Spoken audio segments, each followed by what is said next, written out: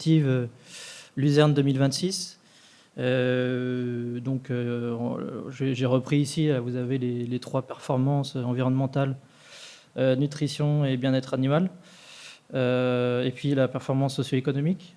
On a sur la partie nutrition et bien-être animal, on avait identifié 3 axes, dont je vais décrire les 2 premiers, parce que c'est ceux qui nous intéressent ici. Caractériser l'impact de la luzerne en animaux d'élevage, l'impact de l'alimentation sur les animaux d'élevage, donc caractériser davantage ce point de vue-là, donc faire davantage de références, d'acquisition de références. Et puis on a poussé la segmentation pour maintenir leur valeur. Ce qui est issu de ces 2 axes, c'est deux propositions qui sont issues aussi d'une consultation de l'ensemble des comités. Donc une proposition de projet plutôt sur les chèvres, et puis une deuxième sur les vaches laitières. Donc sur les chèvres, ça va concerner plutôt l'étude du rendement fromager et analyse sensorielle du fromage produit. Et puis sur les vaches laitières, on est plutôt sur un aspect santé, alimentation, santé et fertilité des vaches laitières. Sur le premier projet qu'on peut présenter ici, brièvement, comment on a construit ça. Sur le projet sur les chèvres, ça a démarré en fait par une consultation d'experts.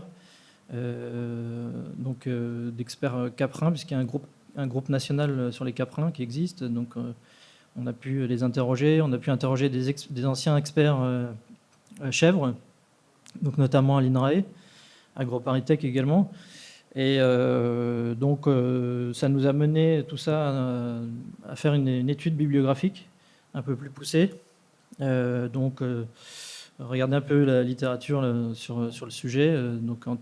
En tout cas, ce qu'on a trouvé dans les résultats, pour faire bref, c'est que sur les aspects zootechniques, l'impact alimentation de la luzerne sur les chèvres, c'est connu dans certains articles qu'on a pu voir.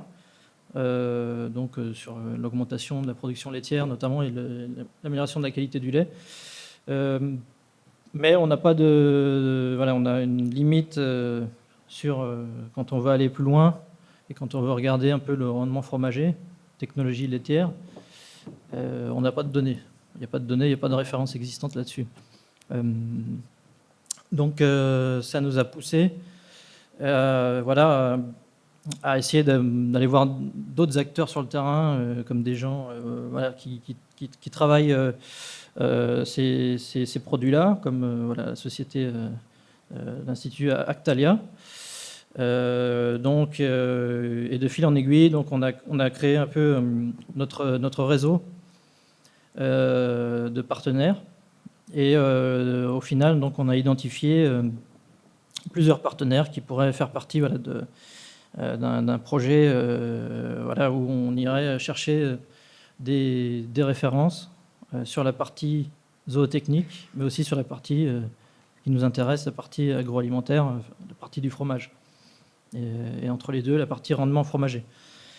L'objectif, c'était ici, comme vous voyez sur l'écran, c'est d'identifier les bénéfices de la luzerne dans l'alimentation, dans l'amélioration des propriétés du lait et du rendement fromager, pour renforcer notamment les débouchés sur ce segment. Le projet, moi je l'ai mis de manière très simple en 3 bulles. Là, vous avez en fait 4 étapes. Donc une première étape qui en fait l'essai troupeau de chèvres, qui se fait avec l'INRA. Donc c'est l'INRA en fait de Saint-Gilles à côté de Rennes. Donc ici on va étudier tout ce qui est ingestion, production laitière, quantité, qualité. On va ensuite mesurer en laboratoire le rendement fromager, toujours avec l'INRA, avec une autre personne. En l'occurrence Catherine Hurtaud, qui est une référence sur ces sujets-là de rendement fromager. en France. Donc on a vraiment les bons experts identifiés sur la partie scientifique. Donc on va avoir le temps de coagulation, voilà, et puis la composition fine du lait. À partir de là, on a le lycée The Land, qui est également autour de Rennes, qui propose aussi de fabriquer le fromage, en fait, donc à partir de ce qu'on aura de la production, et donc d'aller plus loin, c'est-à-dire d'aller sur la fabrication et l'analyse sensorielle de ce fromage, donc avec un labo en plus prestataire qui se trouve également en Bretagne, hein, sur Vitré et Rennes. Et là, les paramètres qui seront suivis, c'est voilà, la texture, l'odeur, friabilité, flaveur, enfin tous les critères d'analyse sensorielle sur un produit alimentaire. Voilà. Et puis donc la participation de Daisy West sur la fourniture des fourrages, sur la partie voilà, fourniture luzerne Daisy, graminées, et puisqu'on va comparer en fait à des graminées. Et donc et le traitement Daisy en même temps. Donc ça c'est sur la partie projet chèvre qui est en fait en train d'être mis en place et qui a de fortes chances voilà, de se dérouler au mois de mai, donc pour toute la partie scientifique, et puis derrière avec les analyses complémentaires, analyses sensorielles, etc. Donc voilà, on est voilà, optimiste pour que ce projet se fasse courant voilà, mai-juin. Donc on travaille toujours sur la partie financement. Il y a aussi un gros boulot qui est réalisé. Comme par le passé, on a travaillé avec les régions Grand Est, par exemple. Là, on a identifié la région donc, Bretagne, puisque l'ensemble des acteurs sont sur le territoire breton. Et donc on espère un financement de la région Bretagne pour nous appuyer sur ce projet. Donc ça, c'est un premier projet. Deuxième projet sur la santé des vaches laitières. Donc en fait, on a parmi le Sénat, on a un nouvel arrivant qui vient en fait de l'ONIRIS, de l'école vétérinaire de Nantes. ONIRIS et qui est vétérinaire et qui nous appuie sur ce point-là, sur ce projet-là, sur la santé des vaches laitières, puisqu'il a conduit notamment une étude qui a été réalisée sur les graines de lin, que vous devez connaître, et sur la santé des vaches laitières également. Voilà. Et donc, on reprend un peu ce projet, et donc on a, en fait, c'est de la réutilisation de données, parce que les données sont déjà existantes.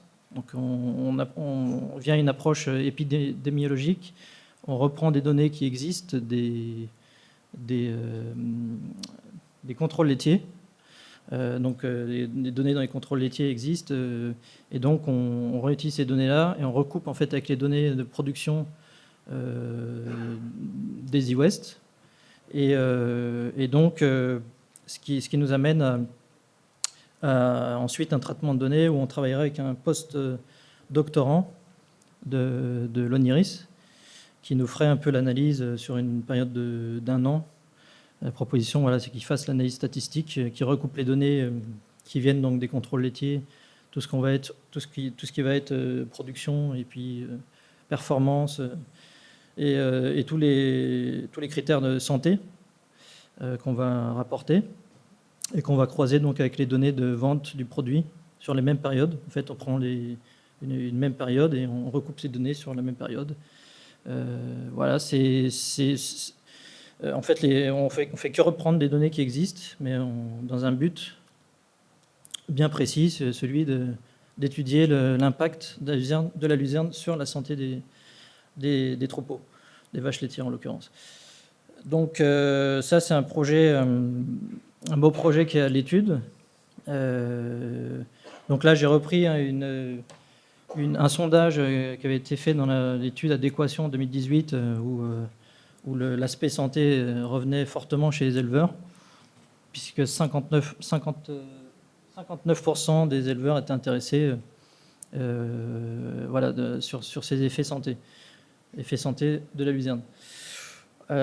Donc c'est une forte thématique aujourd'hui dans le cadre du bien-être animal. C'est quelque chose qu'on doit travailler, en tout cas dans la perspective Luzerne 2026, ça a bien été identifié et on va travailler ça.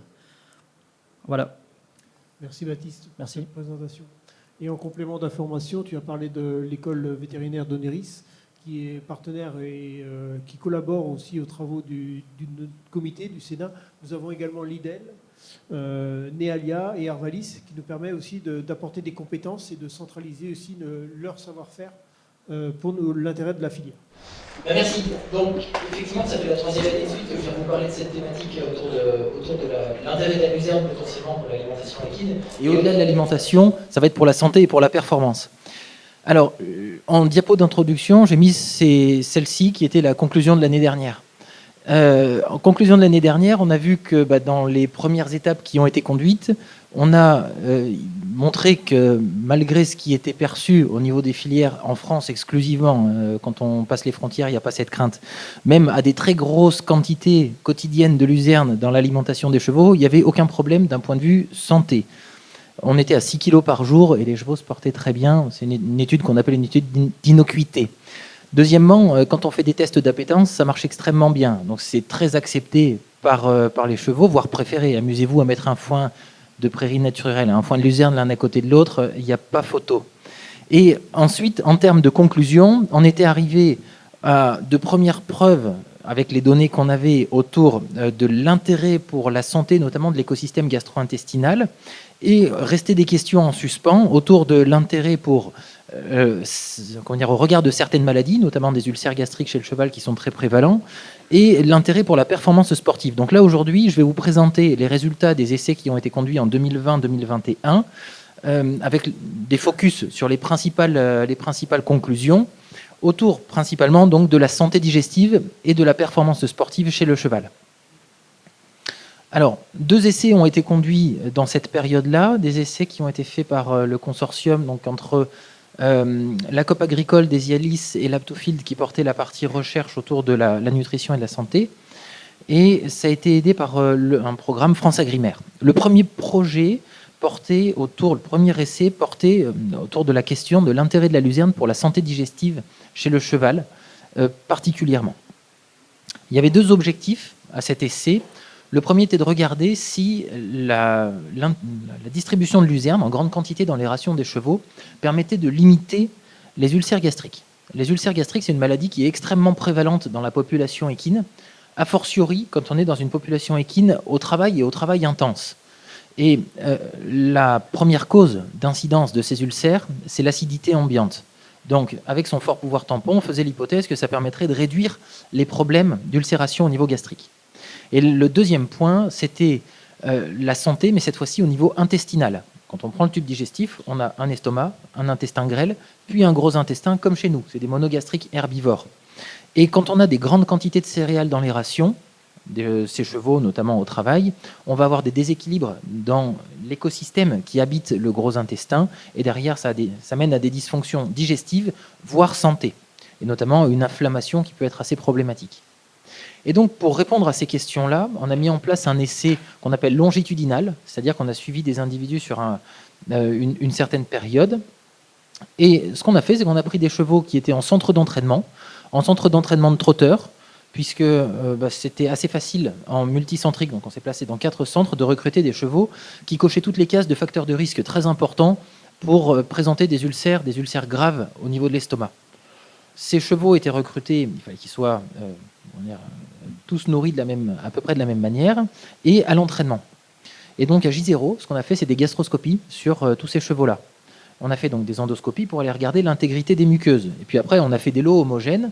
Et les lots homogènes en termes d'âge, de sexe et de sévérité des scores d'ulcères ont été répartis en deux, avec un lot qui a reçu toujours la même ration, qui n'a pas changé, et l'autre lot qui, à la place d'une partie déconcentrée, a reçu de la luzerne déshydratée, sous forme de granulés de luzerne.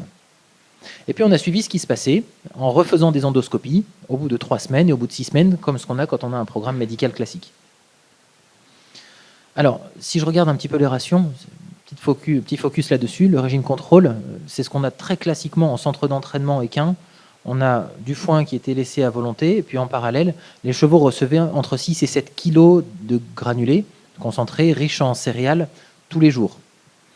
Dans le lot luzerne, la moitié des apports de concentré ont été remplacés par des granulés de luzerne. On était en isovolume pour des questions de praticité pour les entraîneurs, quasi à iso-énergie. Et donc la moitié du granulé classique a été remplacé par du granulé de luzerne. Alors, on a dès le début fixé des critères d'exclusion. Dans les critères d'exclusion, il fallait que les chevaux qui ne consomment pas la luzerne soient retirés de l'eau pour qu'on ne mésinterprète pas. Dans les faits, tout le monde a très bien consommé. Et sur les 40 chevaux qui en avaient des quantités donc de l'ordre de 3 à 4 kg au jour, il n'y a pas eu de refus. Donc, je fais juste un petit focus sur l'intégrité des muqueuses gastriques. Donc, je vous l'ai dit en introduction, les ulcères gastriques chez le cheval sont associés à une acidité dans l'environnement. C'est un facteur de risque chez nous aussi, dans l'environnement gastrique. Et l'estomac a la particularité d'avoir 2 muqueuses chez le cheval, une muqueuse qui est très sensible à l'acidité, qui est positionnée sur la partie dorsale, qui est en fait recouverte d'une muqueuse non sécrétoire. Il n'y a pas de protection en fait à cette muqueuse-là. Donc dès qu'il y a des conditions environnementales assez acides, on va avoir des érosions. Et donc celle-ci, positionnée sur la partie dorsale, on faisait l'hypothèse qu'avec un environnement plus anti-acide, plus neutre, on limiterait les risques d'avoir des problèmes. Les prévalences d'ulcères dans ces populations de chevaux à risque sont très élevées. Et quand on vient regarder qui en présente avec des ulcères graves, on a quasiment la moitié de la population qui présente des ulcères à traiter quand on demande l'avis vétérinaire. Et donc en fait, à J0, là je vous ai mis une illustration d'une muqueuse où on voit l'entrée de l'endoscope en haut, la barrière, on appelle ça la petite courbure, et puis en dessous on part vers le pylore. C'est une zone qui ici est très fréquemment ulcérée, je vous ai mis une photo juste après. La moitié de la population à peu près présentait un examen, on va dire, non pathologique au tout début. Et sur ceci, la moitié des chevaux étaient dans un lot, dans le lot contrôle, l'autre moitié dans le lot luzerne. Et on a regardé ce qui se passait dans le temps, à 21 jours, à 42 jours. Je vais vous présenter ici juste les résultats à 42 jours pour l'évolution des ulcères. Et donc, quand on a regardé ce qui se passait dans le temps, on a une évolution progressive dans ce lot qui ne présentait pas d'ulcères sévères au tout début. On va avoir une dizaine de chevaux dans le lot contrôle qui deviennent malades au regard de cette maladie, moitié moins dans le lot luzerne, malgré les conditions qui étaient assez défavorables, notamment associées à l'entraînement. Quand on regarde les contrastes en termes de population, c'est intéressant, on a quantitativement quelque chose qui est préventif. Maintenant, étant donné la taille de population, ça ne ressort pas statistiquement significatif, c'est-à-dire qu'on ne peut pas l'affirmer avec certitude derrière ça. Il faut soit un contraste plus important, soit une population un petit peu plus importante. Il n'empêche, ça nous donne de premières billes pour voir l'intérêt potentiel derrière ça sur une petite période malgré tout. Là, on était à 6 semaines. Et quand on vient regarder carrément le potentiel curatif, donc là, si on regarde ce qui se passe dans la population qui initialement était malade, et je vous ai mis à peu près la même photo placée au même endroit, mais sur un cheval cette fois-ci qui a des ulcères assez sévères au niveau de cette muqueuse squameuse. Il faut imaginer une muqueuse un petit peu de l'œsophage. C'est la même chose que nous quand on a du reflux gastro-œsophagien. Chez les petits, ça vient brûler en fait cette muqueuse-là qui n'est pas protégée par des sécrétions protectrices qui contiennent du mucus, qui contiennent du bicarbonate. Et donc là, on voit la muqueuse qui est complètement érodée avec des trous à l'intérieur. Je ne vous ai pas mis de photos plus violentes parce qu'après, derrière, on a carrément des ulcères hémorragiques où ça vient saigner. Ce n'est pas très ragoûtant après manger.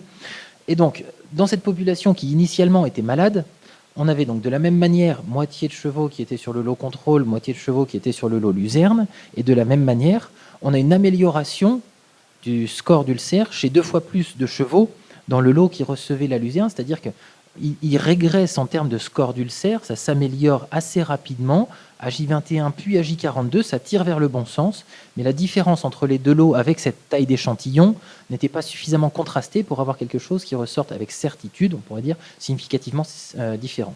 Donc, la conclusion de cette partie sur les ulcères de la muqueuse squameuse se positionnait en position ventrale dorsale, c'est que on a des effets qui statistiquement ne sont pas significatifs, mais qui par contre tendent dans le bon sens et donc qui mériteraient d'être creusés pour prévenir finalement de ces ulcères qui sont encore une fois extrêmement prévalents dans les populations.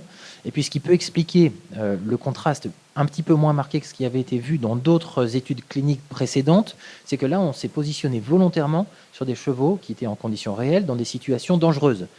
Il y a 2 études qui avaient été faites avant dans le monde, une aux États-Unis, une en Nouvelle-Zélande, qui avaient arrêté l'entraînement chez les chevaux. Donc quand on arrête l'entraînement, on coupe un des gros facteurs de risque, un des gros facteurs d'aggravation, et donc évidemment ça régresse plus rapidement.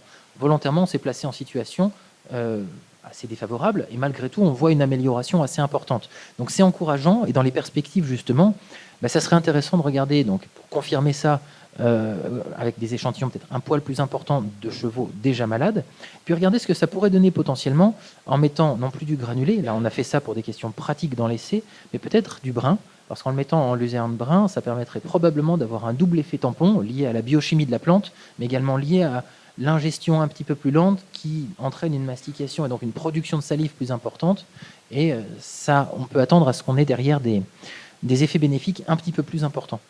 Et puis le deuxième point, c'est on n'a pas pu contrôler ici le délai entre le moment où c'était distribué et le moment où ça part à l'entraînement, où les chevaux partaient à l'entraînement. Et on sait que c'est quelque chose qui va jouer de manière assez importante sur l'environnement, et notamment le pH dans l'environnement gastrique.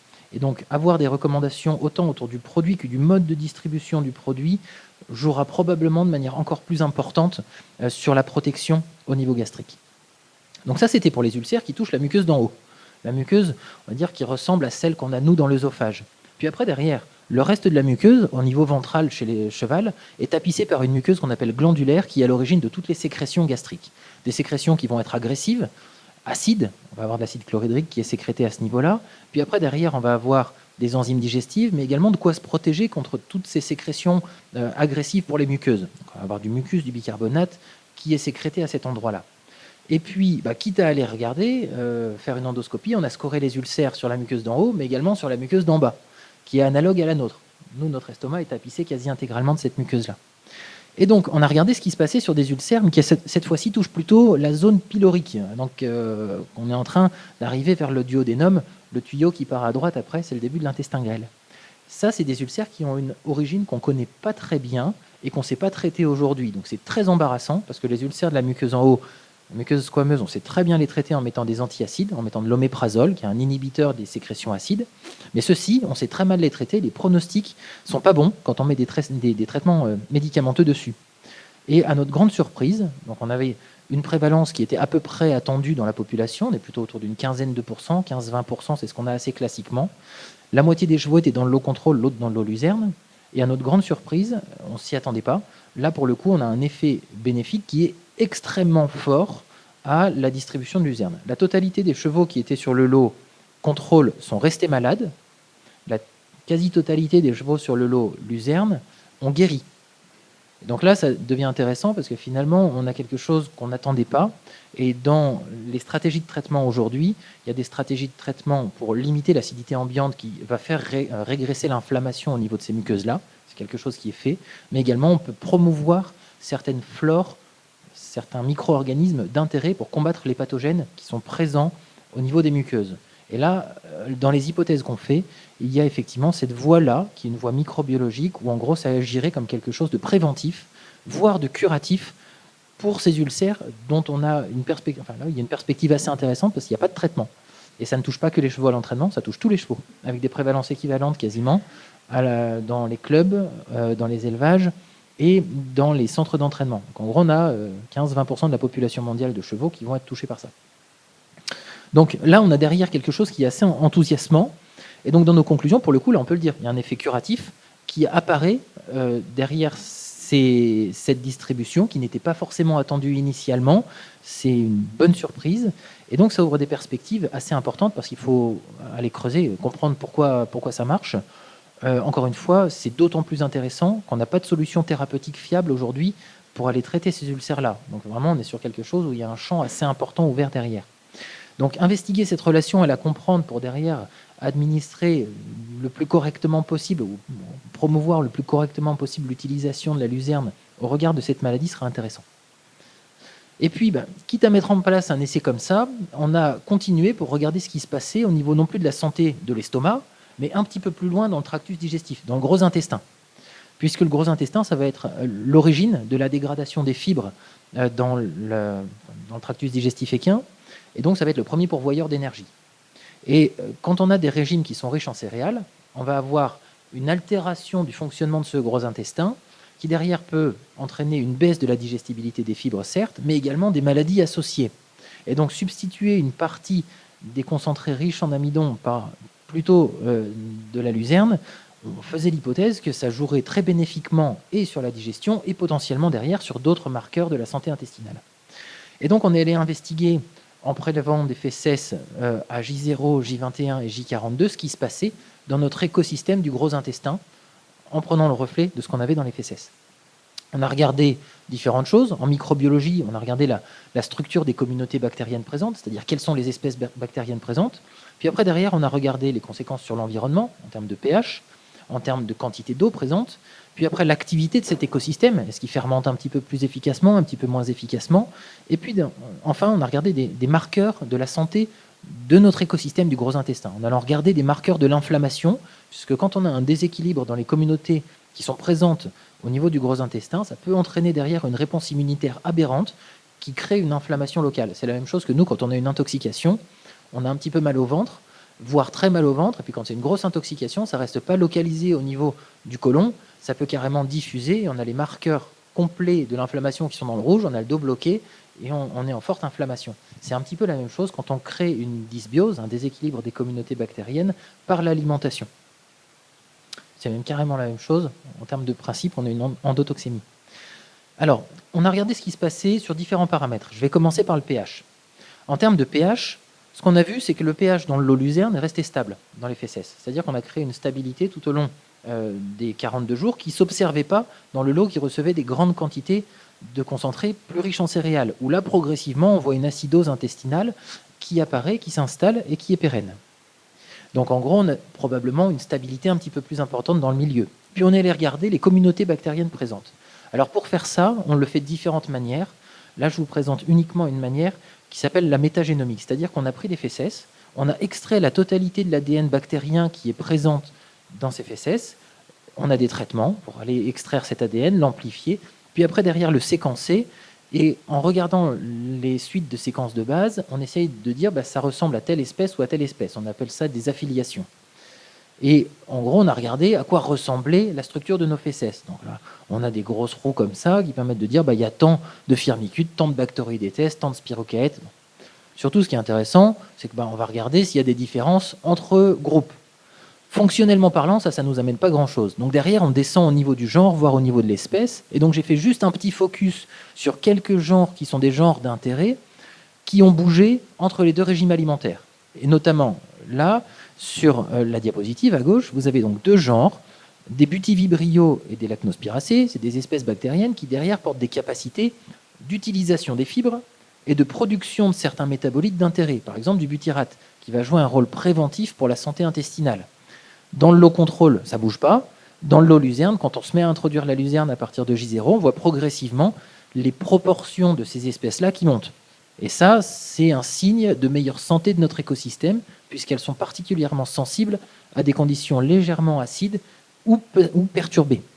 Et à l'inverse, je vous ai mis en face des espèces qui ont plutôt une association avec un écosystème dégradé, par exemple des espèces qui mangent du lactate, comme celle qui s'appelle Aenerovibrio. Et elle, en gros, quand on a une acidose, parce qu'il y a plus de lactate qui est produit à ce niveau-là, elle va se développer particulièrement. C'est ce qu'on observe en haut. Ou alors celle d'en bas, elle s'appelle Mucinivorans.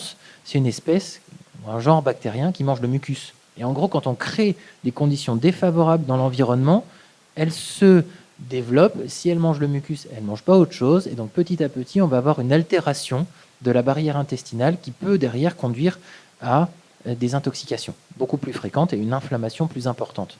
Donc tout ça pour dire que là, on a des milliers de lignes là-dedans. J'ai fait juste un petit extrait de ça pour dire que les modifications structurelles dans les communautés bactériennes semblent toutes tirées dans le sens plutôt bénéfique. Si on vient regarder maintenant d'un point de vue fonctionnel, ce qu'on a observé entre les deux groupes, c'est qu'on avait un effet du régime alimentaire quasiment sur la concentration dans tous les acides gras à chaîne courte qui sont produits par la dégradation des fibres. Et puis ce qui est intéressant, c'est qu'il y en avait moins dans le lot luzerne que dans le lot contrôle. Donc il y a deux hypothèses derrière ça, il y a deux possibilités. Soit la fermentation est moins intense parce que l'écosystème est moins actif dans le lot luzerne que dans le lot contrôle, soit l'absorption des acides gras volatiles est plus élevée dans le lot luzerne que dans le lot contrôle, soit les deux. Et du coup, on a regardé un autre paramètre, c'est la matière sèche. L'absorption des acides gras chez le cheval, comme chez la vache d'ailleurs, ça se passe en très grosse partie au niveau du côlon. Et au niveau du côlon, on va avoir une absorption conjointe des acides gras à chaîne courte, qui sont donc produits par la fermentation des fibres notamment, et de l'eau. Donc c'est un mécanisme qui est conjoint. Plus on va avoir absorption d'acides gras, plus ça entraînera d'absorption de l'eau.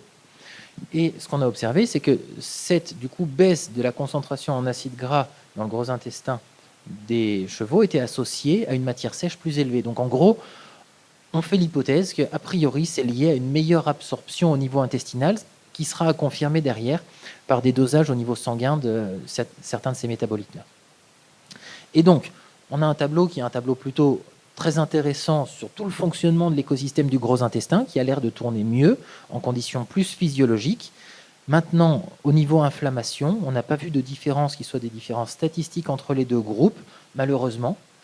C'est quelque chose qu'on a observé déjà par le passé, ça a été publié là, cette année, l'année dernière également, quand on met des stress assez importants sur notre écosystème, soit par un traitement médical, soit par un changement brutal d'alimentation.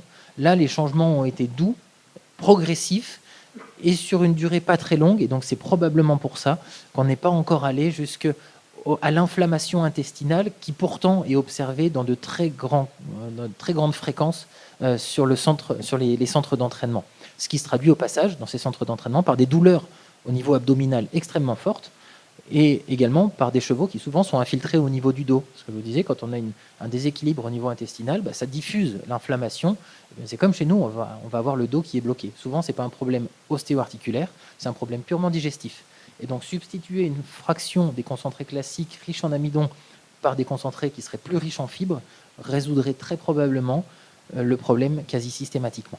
Donc, en conclusion sur cette partie, au niveau du gros intestin, ce qu'on a observé, c'est qu'on avait des orientations, on va dire, bénéfiques en termes de santé de notre écosystème dans le gros intestin, qu'on avait des modifications des concentrations en acides gras volatiles dans les fesses qui sont probablement associées à une meilleure absorption de ces acides gras et pas une moindre production, et que par contre, on n'était pas allé jusqu'à une prévention de l'inflammation, probablement parce qu'on n'avait pas l'inflammation en face.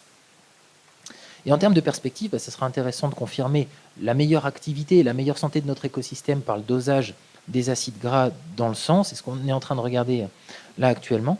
Et probablement, ça sera intéressant de creuser en allant un petit peu plus loin dans le temps, parce qu'on voyait une dégénérescence de l'écosystème dans le low control qui était régulière et progressive. Et on aurait probablement eu une exacerbation des différences entre les deux groupes si on avait poussé un petit peu plus longtemps, ce qui n'était pas au cœur de l'essai ici, et ce qui pour la partie ulcère n'était pas possible. Donc voilà pour ce premier essai autour de la santé, où on a donc des résultats qui sont intéressants au niveau gastrique comme au niveau intestinal. Maintenant, distribuer de la luzerne pour dire on améliore la santé digestive, si c'est au détriment de la performance sportive, ça risque de ne pas être très facile à faire passer. Et donc le deuxième des essais qui a été conduit pendant ce programme avec l'aide de France Agrimaire, ça a été un essai autour de l'évaluation de la performance sportive au regard du régime alimentaire de chevaux qui étaient à l'entraînement puis au désentraînement. Alors là, les objectifs ont été de regarder versus un régime très classique qu'on a en centre d'entraînement. Centre d'entraînement, c'est du fourrage à hauteur de ce que vous aviez tout à l'heure, 6-7 kg en moyenne, puis après derrière des quantités très importantes de céréales brutes très souvent, ou de granulés qui contiennent une grande quantité de céréales. Et donc, on a regardé ce qui se passait quand on était sur ces régimes classiques, ou bien qu'on substituait les céréales par de la luzerne en se mettant en isoénergie. Et puis on a regardé ce qui se passait pendant la phase d'entraînement pour regarder si, en substituant comme ça permettait d'avoir la même vitesse de progression et la même amplitude de progression. Et puis après l'entraînement, souvent les chevaux, quand ils sont arrêtés, ils partent en vacances, ou alors quand ils ont une blessure, ils sont complètement arrêtés. Et là, on arrête du jour au lendemain l'activité physique et on a une baisse de performance. Les qualités physiques, quand on vient les quantifier, décroissent et décroissent assez rapidement. Et donc là, on voulait regarder si ça permettait, à minima, de ne pas décroître plus rapidement qu'avec les régimes classiques. Et donc ce qu'on a fait, c'est qu'on a mis en place un suivi sur des chevaux en conditions contrôlées, donc dans une écurie qui est consacrée à la recherche à Dijon, un suivi longitudinal pendant plusieurs mois. Donc on a eu un mois à peu près de phase d'acclimatation, de phase d'habituation aux conditions de l'essai, puis après derrière on a eu 4 mois de suivi. Pendant les 2 premiers mois, les chevaux ont été entraînés de manière intense, comme ce qu'on le ferait en début de reprise d'entraînement dans un centre d'entraînement pour des trotteurs ou pour des galopeurs. Donc c'était un programme où ils avaient tous les jours de l'activité physique. La moitié des chevaux a été nourrie avec les régimes alimentaires assez classiques qu'on retrouve dans les centres d'entraînement, je disais, de l'ordre de 4 kg de céréales par jour et puis 6 à 7 kg de fourrage. L'autre moitié a été nourrie en substituant la quasi-totalité des céréales par de la luzerne déshydratée. Et puis après, derrière, on a arrêté l'entraînement et on les a mis au repos forcé pendant une certaine période, avec une période d'inactivité physique qui a duré 2 mois à peu près. Et on a regardé, pareil, ces paramètres physiques pour voir comment ça évoluait. En face de ça, pour vérifier que ce ne soit pas des modifications qui soient liées à la saison ou juste au régime alimentaire, mais que ce soit bien le couple entraînement-alimentation, on avait un lot contrôle qui n'était pas entraîné du tout pendant toute la période. Je ne vais pas en parler dans la suite de cet essai-là. Ce qu'on a vu là, c'est que pendant la phase d'entraînement, les chevaux étaient entraînés intensément, comme je vous le disais. Donc on avait une piste d'entraînement comme ça, c'est comme un anneau d'athlétisme, sauf que ça fait 1 kilomètre. Il y a des jockeys qui étaient à temps plein sur le projet et qui entraînaient les chevaux en respectant les consignes qu'on leur donnait tous les jours. Et puis après, derrière, les jours où, où les chevaux n'étaient pas montés sur la piste, ils étaient aux marcheurs avec une activité physique qui était contrainte. En termes d'activité, on donnait des consignes qui étaient assez précises pour développer certaines qualités qui nous intéressaient particulièrement, notamment pour regarder si on pouvait développer la puissance maximale ou si on pouvait développer les capacités aérobie. Et donc, il y a des exercices qui touchaient à, par exemple, le développement de la puissance ou de la vitesse maximale. Ça se fait par du travail en accélérant le plus possible, avec des travaux autour de l'accélération répétée, comme ça, régulière, à puissance maximale. Quand on veut travailler les capacités aérobie, on se place plutôt en sous-maximal, mais sur du temps un petit peu plus long. Et donc, il y avait des consignes à respecter comme ça. Et ce qu'on a fait, c'est que, avant de commencer la période d'entraînement, on a fait des tests d'effort sur tous les chevaux. On a fait la même chose après la période d'entraînement et après la période d'inactivité physique pour voir comment ça évoluait entre les 2 lots. Dans ces tests d'effort, on a regardé différentes choses. On a regardé, alors en termes de qualité physique, la structure musculaire, puis après derrière des capacités maximales, la vitesse maximale aérobie par exemple. On a regardé ensuite le métabolisme énergétique, et puis on a fait bêtement des tests de performance pour aller regarder finalement à quelle vitesse étaient capables de courir les chevaux quand on leur demandait de faire une course. Et puis, en parallèle, pendant toutes les séances d'entraînement, les chevaux étaient équipés avec des capteurs, et ça nous a permis comme ça de relever l'évolution des performances sportives et des qualités physiques tout au long de la période de suivi. Et donc là, on pouvait suivre l'évolution de la puissance maximale développable, l'évolution de la vitesse maximale, l'évolution de la masse musculaire, etc., par échographie. Alors là, je vais vous présenter les principaux résultats. Il y a une masse de résultats assez conséquente en termes de principaux résultats. Quand on regarde justement notre structure musculaire, on a fait ça par échographie notamment, donc on est allé regarder l'épaisseur, la section, le diamètre, c'est-à-dire des muscles propulseurs. Donc c'est l'équivalent des fessiers chez nous. Quand on fait de la course, pour regarder leur épaisseur va conditionner la puissance qu'on sera capable de développer avec ce muscle. Donc par échographie, on est allé regarder ces paramètres-là toutes les 2 semaines. Et ce qu'on a observé, c'est qu'on avait une augmentation de l'épaisseur musculaire, donc du diamètre de ces muscles, tout au long de la période d'entraînement. Et puis on l'a observé sans distinction, il n'y a pas de différence entre les 2 régimes alimentaires. Ça s'améliorait autant dans le lot nourri classiquement que dans le lot nourri avec de la luzerne. Donc ça ne limite pas ce paramètre-là au moins. Sur les capacités maximales, quand on a regardé en fait ce qui se passait quand on regardait la puissance maximale qui était développable par les chevaux, au fil du temps, avec l'entraînement, on a vu une augmentation très importante de cette qualité physique. Et donc la puissance développable par les animaux, avec l'entraînement, a augmenté très fortement. Ça a augmenté pendant les 6 premières semaines de manière massive, puis après derrière, il aurait probablement fallu monter l'intensité et le volume de l'activité physique pour que ça continue à croître. Et puis ça a augmenté de manière équivalente entre les lots nourris avec le régime riche en céréales et le lot nourri avec le régime riche en luzerne. Donc encore une fois, on a une augmentation qui est à la même vitesse et dans la même amplitude entre les deux groupes. Ensuite, quand on a regardé la performance, les performances, on va dire dans un exercice de type course, les courses en trot vont faire entre 2 et 3 000 mètres. Classiquement, elles font 2400 mètres. Donc là, on a fait des efforts maximum sur 2400 mètres en demandant aux jockeys de faire une course. Sauf qu'ils n'étaient pas 10, ils étaient tout seuls sur la piste. Et donc, quand on voit cette évolution, c'est la même chose. L'évolution est associée à l'exercice, à l'entraînement. On a une progression, ils courent de plus en plus vite. Mais par contre, il n'y a pas de distinction entre les régimes alimentaires. C'est-à-dire qu'ils vont progresser de la même manière dans les deux groupes. Et ce qui nous a intéressé le plus à la toute fin, sur lequel je vais faire un tout petit focus, c'est le métabolisme énergétique. C'est-à-dire que pour réaliser ces performances-là, ils n'ont pas utilisé les mêmes voies énergétiques.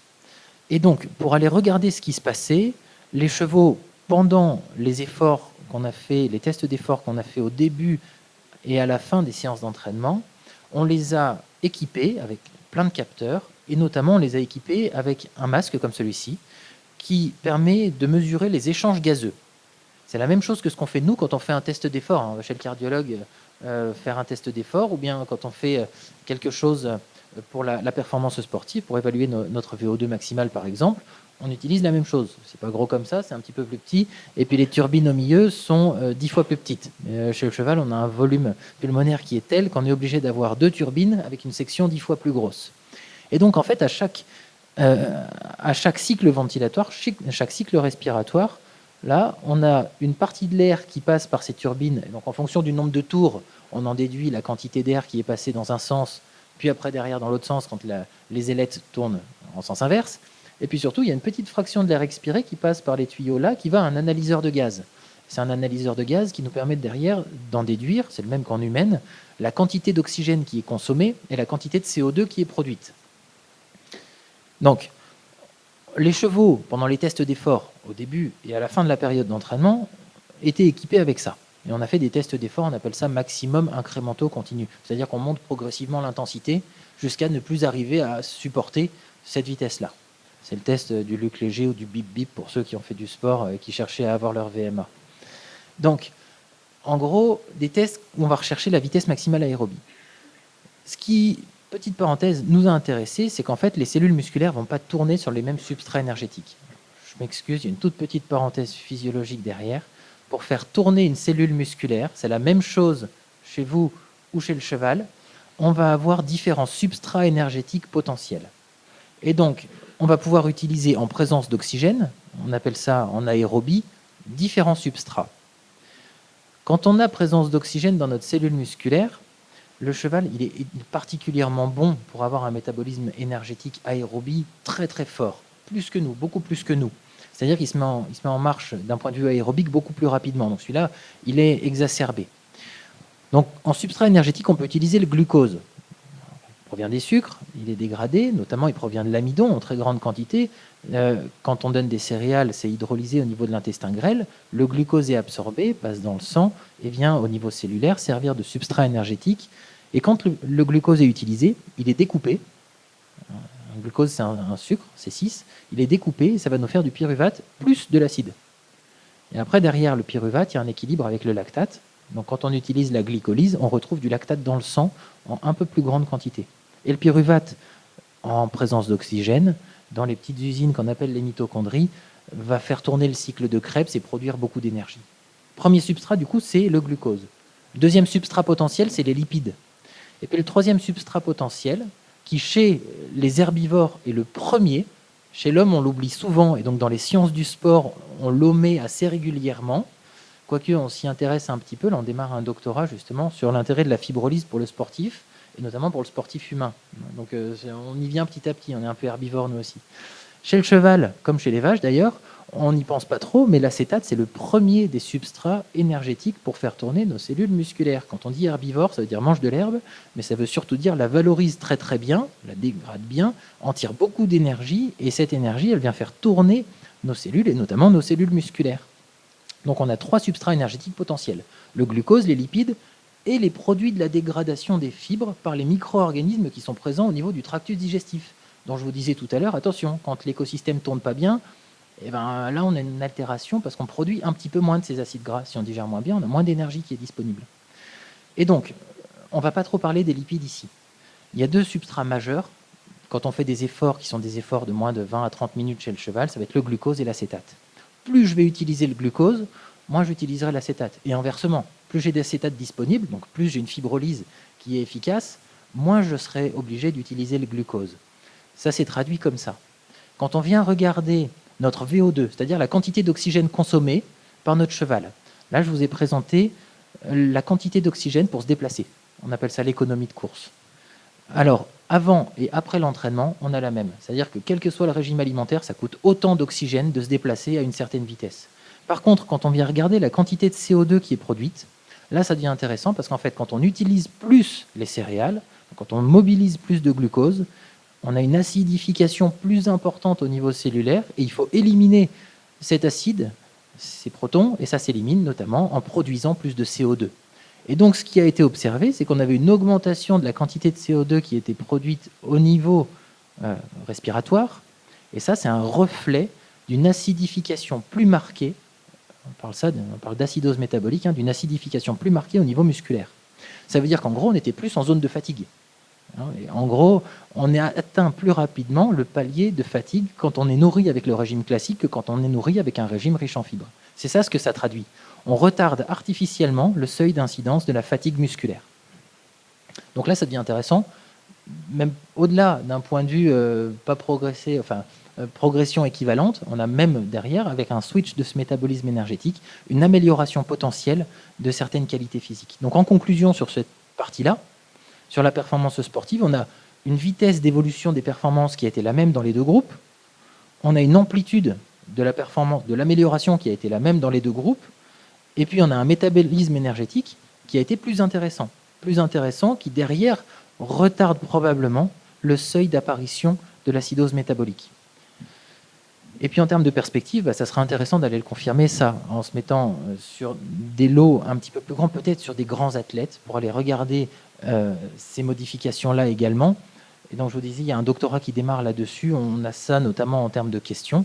Et le deuxième point, c'est évaluer le gain de performance. Parce que si on est capable derrière de dire, regardez, versus un régime où il y a 6 kg d'avoine, comme on le fait assez classiquement dans le galop, ou 6 kg de céréales quand on est dans le trot, le substituer pour partie avec de la luzerne, ça vous fait gagner un seuil d'apparition de la fatigue là, qui a retardé de 3, 4, 5, 10%, là ça parlera. Et au passage, quand on a fait l'essai sur l'intérêt de la luzerne pour les ulcères gastriques, c'était chez des entraîneurs de trotteurs qui ont continué à distribuer de la luzerne après, et leurs commentaires qui ont été relevés par Denis un petit peu plus tard, ça a été notamment, c'est super intéressant, parce que moi j'ai l'impression que mes chevaux, là où je les travaillais pendant 20 minutes, maintenant je les travaille pendant un petit peu plus longtemps, à la même intensité. Donc en gros, ils ont observé une capacité à encaisser, à avoir un volume de travail plus important. C'est un reflet d'une économie finalement des substrats énergétiques, notamment sous forme de glucose, qui sont présents au niveau cellulaire. J'ai juste une dernière diapo, c'est sur la communication. C'est pour dire que tout ça, c'est en cours de présentation au niveau international, puis ça servira derrière à la communication pour la filière. Ça sera repris par Baptiste juste après. On a présenté les résultats dans un congrès qui est un congrès international aux USA. Les premiers résultats sur l'intérêt de la luzerne pour les ulcères de la muqueuse squameuse, celle d'en haut, et puis pour le maintien de la performance sportive dans un congrès donc américain il y a 6 mois à peu près. Et puis les autres résultats étaient particulièrement innovants et méritaient beaucoup plus d'être présentés en primeur dans des grands journaux scientifiques. Donc on a pris le parti de dire cela on ne le présente pas tout de suite en congrès, on va carrément faire directement des communications dans des journaux scientifiques donc, de très bonne facture. Frontiers in Physiology pour la partie sur le switch du métabolisme énergétique chez l'animal quand on utilise les substrats plutôt riches en fibres versus riches en amidon. Et puis Journal of Vet Internal Medicine pour les ulcères de la muqueuse glandulaire. Ces 2 journaux qui sont extrêmement bien cotés dans leur domaine sur ces 2 sujets-là. Et donc ça aura probablement un retentissement au niveau international assez important par la suite. Voilà, je vous remercie. Merci Samy. Donc, peut-être que vous ne connaissez pas tous. Je suis donc Baptiste Vert, chargé de mission à la coopération agricole Luzerne de France. Donc je travaille sur la partie agronomique et puis nutrition animale, donc l'amont et l'aval. Donc sur le programme cheval, comme disait Samy au début de sa présentation, on travaille sur un programme de 3 ans avec France Agrimaire. On avait travaillé sur un programme auparavant avec la région Grand Est. Donc on a poursuivi avec un financement France Agrimaire sur la partie santé et performance sportive chez le cheval. Nous, sur cette partie-là, la coopération agricole, on s'occupe de la communication. Donc le programme touche à sa fin, puisqu'il doit se terminer au mois de mars. Et donc nous, de ce point de vue-là, on a quelques éléments à vous montrer. Donc d'une part pour vous dire que la filière cheval est assez massive, hein, comme vous pouvez le voir ici sur la diapo. Donc avec des institutionnels assez bien connus, comme la Fédération française d'équitation. Donc on a quand même une grosse partie institutionnelle sur un secteur qui concerne l'élevage, partie élevage avec tous les relais sur le terrain régionaux de ces institutions. Et puis une partie utilisateur chez cheval, donc plutôt qui vont concerner tout ce qui est partie centre équestre, spectacle, etc., hein, sur tout ce qui concerne le tourisme et loisirs. Donc avec les fédérations régionales du cheval. Donc il y en a 16 ou 18 si je ne dis pas de bêtises. Donc avec quelques-unes hein, qui sont importantes. Hein, donc la Normandie, on peut citer l'Île-de-France, le Grand Est, la Bretagne. Voilà. Et puis donc un secteur connexe plutôt sur la partie recherche et puis les autres voilà, l'enseignement. Et donc à cette architecture de filière, il faut ajouter bien sûr tout ce qui est prescripteur, enfin aussi les organisations de vétérinaires et écoles vétérinaires, j'ai ajouté. Donc le travail était assez important ici. Donc ce qu'on a fait, c'est que en fait on a ciblé, hein, on a ciblé, donc on a repris, on a fait notre ciblage par organisation, donc en reprenant tout ce qui est institutionnel, donc avec toutes les grosses organisations, tout ce qui est vétérinaire, les établissements publics, les pôles recherche, et puis le club nutrition équine français qui regroupe toutes les grosses marques sur l'alimentation du cheval. Vous avez Sanders dedans, voilà, toutes les grosses marques sur le cheval.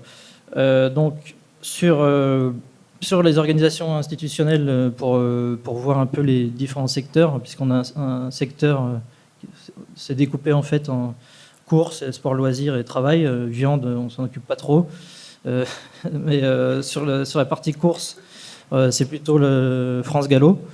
Donc on a ciblé plutôt l'organisation France Gallo et le trot. Sur la partie sport loisirs, on retrouve la Société hippique française et puis la Fédération française d'équitation. Voilà, et puis sur la partie travail, on retrouve voilà, la Société française des équidés de travail. Donc on a ciblé en fonction de ça nos contacts. Donc des contacts, c'est des mails, des coups de téléphone ou alors des rencontres sur des congrès comme le congrès Lab to Field l'année dernière qui a eu lieu à Dijon. Donc on a ciblé plutôt voilà, en fonction de l'organisation.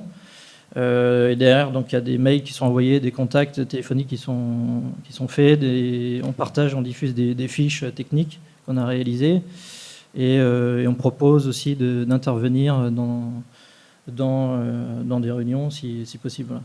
Donc on retrouve donc les institutionnels, le CNEF et puis les vétérinaires et les conseils régionaux et Wikipédia aussi qui est une base qui alimente pas mal de références sur le cheval. Voilà. à l'image de Wikipédia. Vous avez donc Wikipédia. Et puis, donc en termes d'éléments, d'outils de communication, on a à disposition qu'on n'avait pas. Donc c'est vraiment un travail qu'on réalise maintenant, la communication, parce qu'il nous faut vraiment des outils au départ pour pouvoir nourrir notre discussion. Donc sur la partie scientifique, on a évidemment tout ce qui a été fait par Samy et sa société. Donc tout ce qui est issu du programme qu'on a mené avec France Agrimaire. Donc ça a été présenté effectivement dans des congrès comme le congrès américain. Donc ça c'est c'est la base scientifique nécessaire. Derrière ça, on a publié dans des articles spécialisés comme la revue Alimentation Animale, la semaine vétérinaire.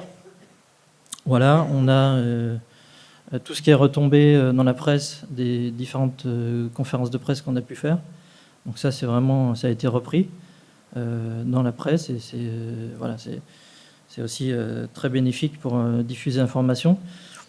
J'ai pas tout mis ici, je vous présente vraiment les essentiels. On a travaillé sur les fiches cheval plutôt loisirs, donc à destination ça peut être autour du cheval loisir en fait, et puis plutôt une fiche autour du cheval sport. On a décliné avec ces deux fiches en fait deux reportages, deux témoignages. Donc, comme disait Samy tout à l'heure, un témoignage sur une partie cheval de course avec un entraîneur, et puis une partie cheval loisir.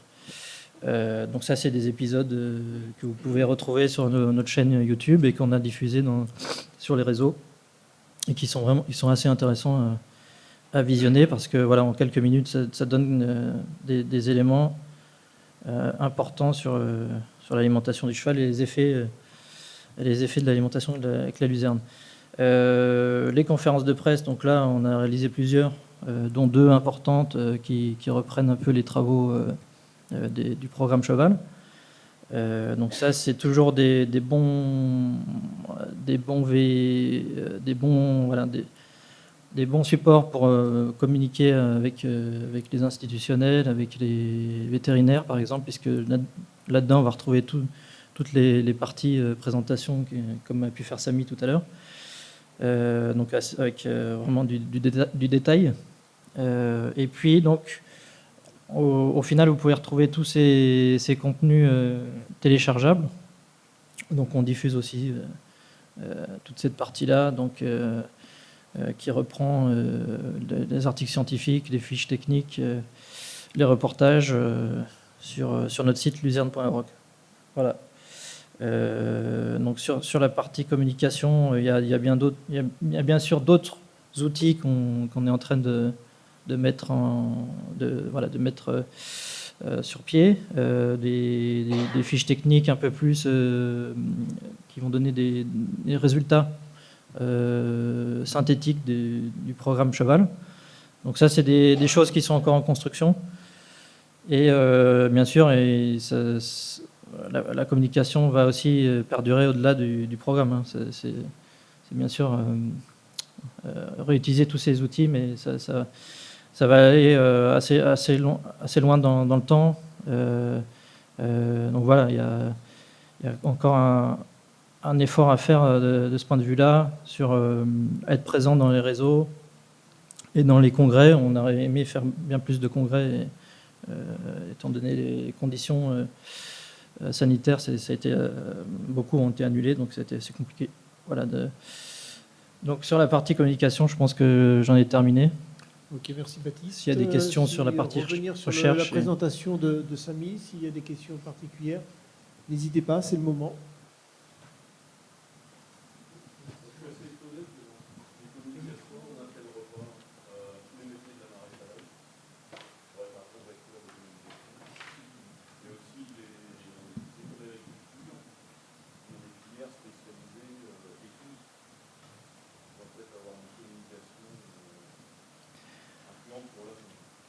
On a dû mettre des priorités étant donné le nombre d'acteurs présents dans la filière cheval.